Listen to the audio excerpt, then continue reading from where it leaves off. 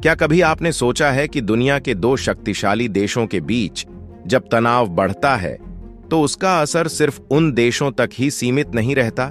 आज हम बात कर रहे हैं इजराइल और फ्रांस के बीच बढ़ते विवाद की, जिसने पूरी दुनिया को हैरान कर दिया है। इजराइल के प्रधानमंत्री बेंजामिन नेतन्याहू ने हाल ही में फ्रांस के राष्ट्रपति इमैनुएल मैक्रोन को खुली चेतावनी दी है, और यह चेतावनी इतनी तीखी है कि इससे यूरोप और वेस्टर्न देशों के कान खड़े हो गए हैं। इस पूरे घटनाक्रम में आखिर ऐसा क्या है जो इजराइल और फ्रांस के रिश्तों में दरार डाल रहा है? आइए जानते हैं इस कहानी को विस्तार से। सबसे पहले इस विवाद की जड़ में चलते हैं। हाल ही में फ्रांस के राष्ट्रपति इमैनुएल मैक्रोन ने सार्वजनिक रूप से इजराइल के खिलाफ आर्म्स एम्बार्गो, हथियार प्रतिबंध लगाने की मांग की। उनका मानना है कि गाजा में हो रही हिंसा को रोकने के लिए इजराइल को हथियारों की सप्लाई रोकनी होगी। उन्होंने कहा कि इस समय युद्ध से नफरत बढ़ रही है और इजराइल को रोकना बहुत जरूरी है ताकि इस हिंसा को खत्म किया जा सके। मैक्रोन ने यहां तक कहा कि हमें लेबनान को भी गाजा जैसा नहीं बनने देना चाहिए, इसलिए इजराइल के खिलाफ अंतर्राष्ट्रीय स्तर पर सख्त कदम उठाने की जरूरत है। फ्रांस की इस मांग से इजराइल भड़क उठा और कुछ ही घंटों के भीतर प्रधानमंत्री बेंजामिन नेतन्याहू ने एक कड़ा जवाब दिया।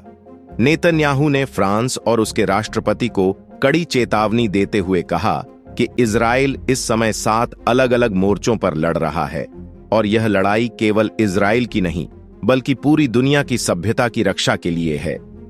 नेतन्याहू ने अपने वीडियो संदेश में कहा, फ्रेंच राष्ट्रपति मैक्रोन और उनके जैसे दूसरे नेताओं को शर्म आनी चाहिए जो इजराइल के खिलाफ इस तरह के प्रतिबंधों की मांग कर रहे हैं।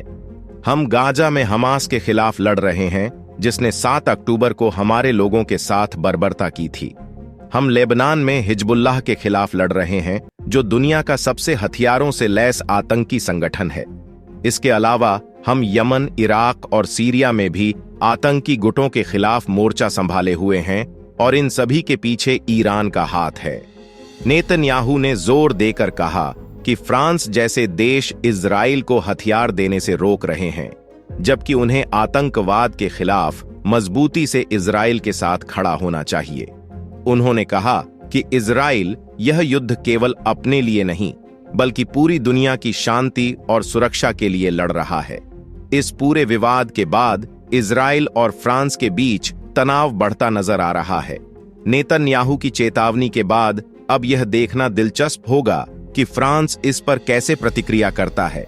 यह स्थिति न केवल यूरोप बल्कि पूरे वेस्टर्न ब्लॉक के लिए एक बड़ी चुनौती बन सकती है। अगर हम इतिहास पर नजर डालें तो इजराइल और फ्रांस के बीच संबंध हमेशा से ही जटिल रहे हैं। कभी यह दोनों देश एक दूसरे के अच्छे सहयोगी थे, लेकिन समय के साथ इनके बीच कई मुद्दों पर विवाद भी हुआ है। खासकर मध्य पूर्व के संकटों पर फ्रांस की अलग नीति और इजराइल के अपने राष्ट्रीय हितों के बीच कई बार टकराव हुआ है। इस ताजा विवाद से इनके संबंधों पर और गहरा असर पड़ सकता है। लेकिन सवाल यह है कि क्या यह सिर्फ एक बयानबाजी है या फिर इसके पीछे कुछ और गहरी रणनीति छिपी है? फ्रांस ने जिस तरह से इजराइल के खिलाफ हथियार प्रतिबंध की मांग की है, उससे यह साफ नजर आता है कि यूरोप का एक बड़ा हिस्सा इस समय गाजा के हालात को लेकर चिंतित है। वहीं इजराइल इस समय अपने अस्तित्व की लड़ाई लड़ रहा है और उसे यह विश्वास है कि उसके खिलाफ कोई भी प्रतिबंध उसकी सुरक्षा के लिए घातक साबित हो सकता है। इजराइल इस समय 7 अलग-अलग मोर्चों पर लड़ाई लड़ रहा है। गाजा में हमास, लेबनान में हिजबुल्लाह, यमन में हदीस, इराक और सीरिया में शिया मिलिशिया, और इसके पीछे मुख्य रूप से ईरान का हाथ है।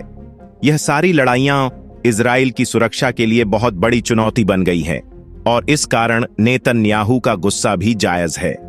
वे मानते हैं कि इस समय पूरी दुनिया को इजराइल के साथ खड़ा होना चाहिए, क्योंकि यह लड़ाई सिर्फ इजराइल की नहीं बल्कि पूरी दुनिया की सभ्यता की लड़ाई है।